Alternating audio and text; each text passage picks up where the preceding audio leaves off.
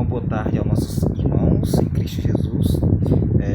Hoje, sábado, nesta tarde de sábado aqui eu queria tirar aqui um momento para estudarmos a palavra de nosso Deus. Não sei o horário em que os irmãos irão assistir esse vídeo, se é à noite, à tarde, de manhã, não sei o horário, mas que todos possam receber a bênção do nosso Senhor Jesus Cristo. Irmão, nós iremos estar aqui um tema bem interessante, um assunto bem interessante mesmo. Realmente, a palavra de Deus, a Bíblia Sagrada, nós sabemos que ela contém Antigo e Novo Testamento. Mas realmente, o Novo Testamento, ele é a substituição do Antigo Testamento. Por que essa questão? Por que eu faço essa pergunta? É porque para alguns irmãos, não são todos, certo? Que isso fique claro. Alguns amados irmãos, eles andam afirmando pela aí e afirmam que o Novo Testamento ele é uma substituição do Antigo Testamento e que o Antigo Testamento ele perdeu o seu valor, ele não serve mais para os nossos dias. Realmente, esse pensamento ele tem apoio das Escrituras Sagradas? Será realmente que o Novo Testamento substituiu o Antigo Testamento e o Antigo Testamento foi abolido? É sobre esse assunto em que iremos entrar em alguns detalhes. Não todo, mas eu vou tentar deixar um pouco bem claro, para que nós possamos realmente entender e ficarmos refletindo sobre esta mensagem. Irmãos, eu vou convidar os irmãos para a gente abrirmos a Bíblia lá no Evangelho de São João, no capítulo 5. É um texto bem conhecido, mas que nós vamos refletir sobre esta mensagem. No Evangelho de João, no capítulo 5, e o versículo 39, Evangelho de João, capítulo 5, versículo 39. Vamos lá, acompanhe aí a leitura aí na sua Bíblia. Mas a minha Bíblia é uma Bíblia católica, não tem problema, dá no mesmo. Vamos lá, pega a sua Bíblia católica mesmo. Mas a minha é uma Testemunha de Jeová. Também dá no mesmo. Louvado seja Deus porque você tem uma Bíblia. Pega essa Bíblia, vamos estudarmos junto. O que vai mudar às vezes é a tradução, certo? Mas que dá o mesmo sentido, ok? Vamos lá? Evangelho de João, no capítulo 5, versículo 39, Jesus diz assim: examinais as Escrituras, porque pensais ter nela a vida eterna. E são as Escrituras que testificam de mim. Veja só, primeiro Jesus ele diz que as Escrituras testificam dele. E ele manda examinar, estudar profundamente as Escrituras. Ele não manda você somente ler. Ele manda você estudar as Escrituras, porque elas falam a respeito dele. Amém? Louvado seja Deus. E ele diz assim: são as Escrituras que testificam de mim. As Escrituras é que falam a respeito de Jesus. Eu faço uma pergunta para os irmãos. Primeiro, quando Jesus fala desta forma, não existia um Novo Testamento. Mas ele diz o quê? Examinai as Escrituras, porque julgais ter nela a vida eterna. Porque vocês afirmam ter nela a vida eterna. E são elas que testificam. Olha que interessante. Que falam a meu respeito. Quem que fala a respeito de Jesus? Quem que testifica de Jesus? A Bíblia. Mas não existiu o Novo Testamento.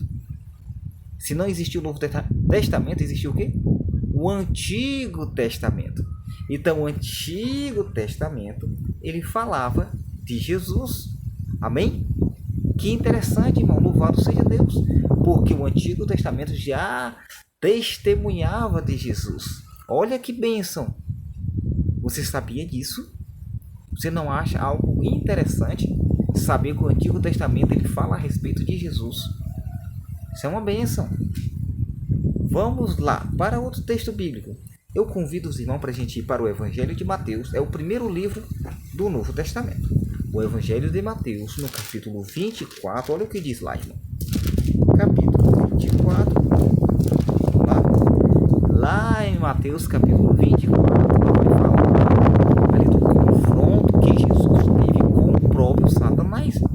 Você consegue imaginar? Jesus teve de cara com o próprio Satanás. interessante. O que eles estavam fazendo lá? Vejam. No Evangelho de Mateus, no capítulo 24, diz assim, versículo 1. Então Jesus foi levado pelo Espírito ao deserto, para ser tentado pelo diabo. Depois de jejuar 40 dias, é isso? 40 dias e 40 noites, sentiu fome. Jesus jejuou 40 dias e 40 noites. Após esse período, ele teve fome. Isso é interessante. Aí diz assim: o tentador chegou-se a ele e disse: se tu és filho de Deus, manda que estas pedras se transformem em pães. Então, depois que Jesus sente fome, chega o tentador. Alguém chega para Jesus. Quem é? O tentador. O evangelista Mateus, ele diz que chegou o tentador e pediu para que Jesus transformasse as pedras em pães. Tudo bem, vamos continuar a leitura. Aí respondeu Jesus. Jesus responde desta maneira, presta atenção.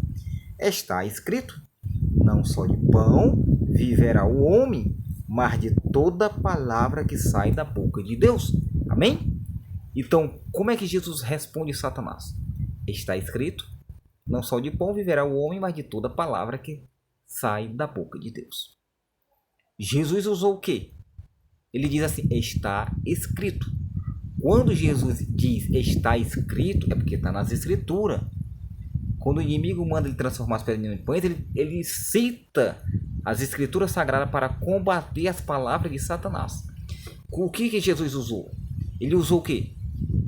Não existia o Novo Testamento, mas Jesus usou o quê? A Bíblia judaica, a Bíblia deles, o Antigo Testamento. E ele usou Deuteronômio capítulo 8, verso 3, confirmando que não só de pão vive o homem. Então Jesus combateu a fala de Satanás usando as escrituras sagradas, o Antigo Testamento, que inclusive era a Bíblia de Jesus. Amém? Louvado seja Deus. Mas o texto ainda continua. Olha o que diz. Então o diabo levou a cidade santa e o colocou sobre a parte mais alta do templo. Olha aí.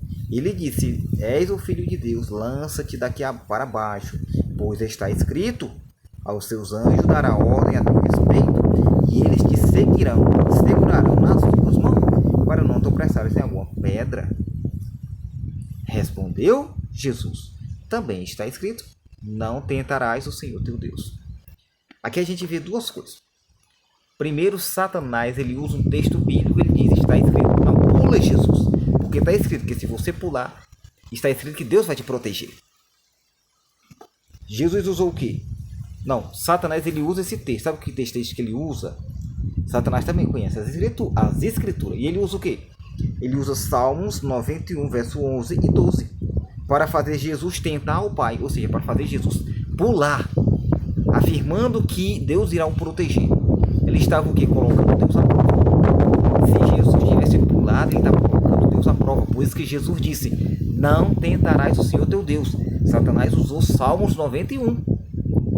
Então o inimigo de Deus também conhece as escrituras. E aí Jesus diz assim: também está escrito: não tentarás o Senhor teu Deus.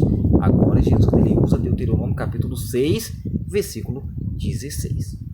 Você notou aqui que realmente as escrituras, o Antigo Testamento, ele é usado por Jesus.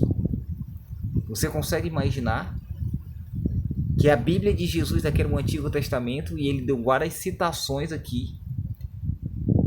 Usou várias citações. Isso é interessante para a gente refletirmos. Vamos para um texto que se encontra lá no Evangelho de Lucas. Lucas, no capítulo 24. Eu vou ler aqui o capítulo 24.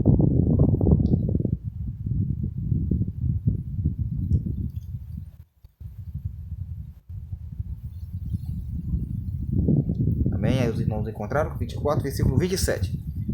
Aqui se fala do momento em que Jesus aqui ele sai revelando, sai explicando ali o que havia acontecido, né? Porque que tudo que aconteceu com ele após a ressurreição, porque tudo que aconteceu com ele estava escrito nas escrituras. E ele diz assim, ó, e começando por Moisés e por todos os profetas, explicou-lhes o que dele se achava escrito em toda as Escrituras. Então, tudo o que aconteceu com Jesus era que já estava escrito nas Escrituras. Lembram que ainda não existia o Novo Testamento? Era o Antigo Testamento. E estava escrito tudo o que aconteceu com Jesus, estava escrito que deveria acontecer. E Jesus cumpriu a profecia. Olha que bênção. E aí no versículo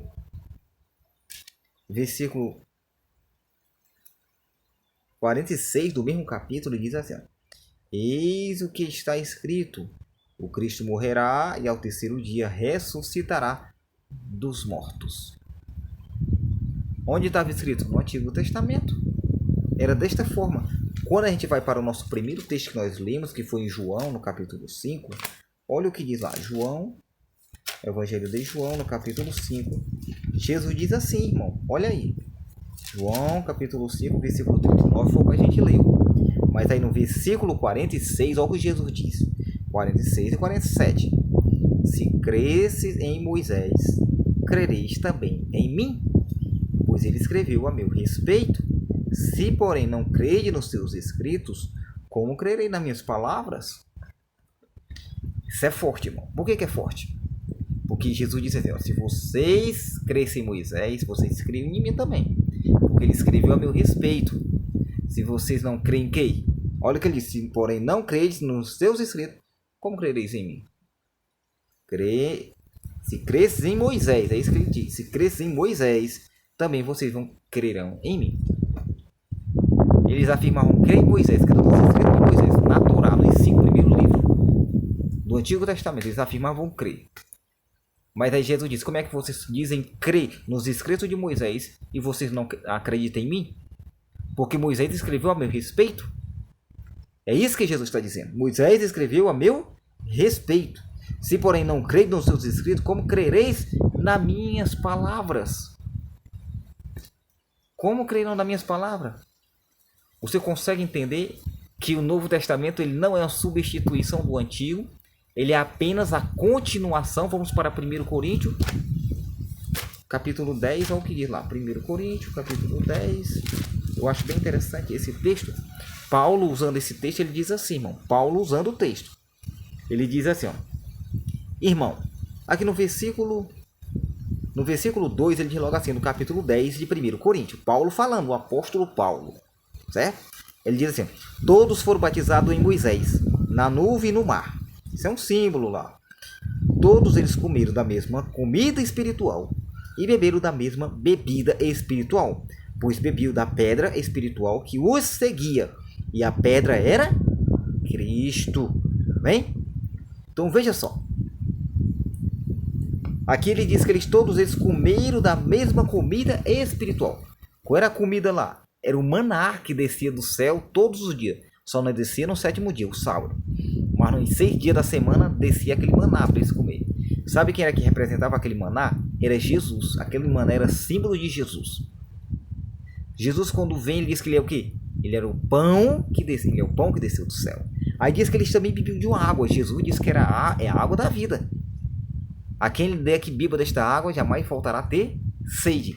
Então, ele é a água da vida.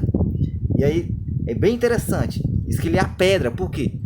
Paulo aqui está citando passagens bíblicas da sua Bíblia, da Torá, do Antigo Testamento, para a nação de Israel. Sabe por quê?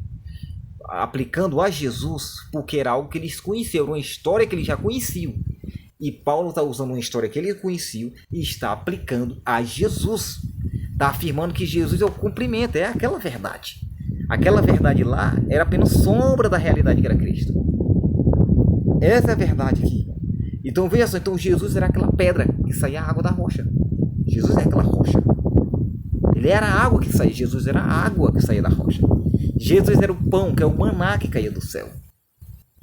Então aqui o apóstolo está usando o Antigo Testamento, era a Bíblia dele. Ou seja, o Novo Testamento não é a substituição do Antigo Testamento. Ele é a continuação do Antigo Testamento. E aqui, realmente, irmão, lá em 2 Timóteo, no capítulo 3, versículo 16, diz que toda Escritura é divinamente inspirada por Deus. Toda Escritura.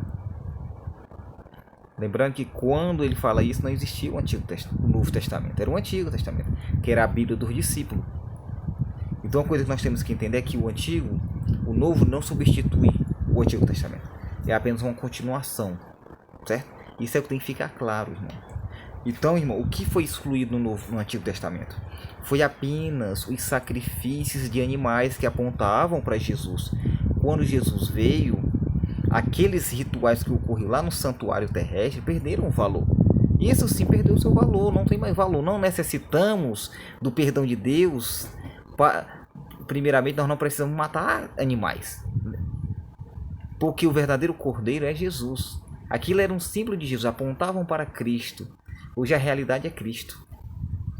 Muitos usam alguns argumentos dizendo que o Antigo Testamento foi abolido para não guardar certos princípios que continuam em validade. Os 10 mandamentos continuam valendo. São 10, não são 9 ou 2, são 10 mandamentos. Jesus no Novo Testamento ele apenas os resumiu. Resumir ou resumo não é abolição. Certo? Isso é o que nós temos que entender. O resumo não é a abolição dos mandamentos. Ele apenas resumiu 10 mandamentos em 2. Amor a Deus e amor ao próximo. Que isso possa ficar claro e vamos refletir, irmão, sobre esta mensagem. O Antigo Testamento, o Novo Testamento não substitui o Antigo. É apenas a continuação das verdades reveladas na palavra de Deus.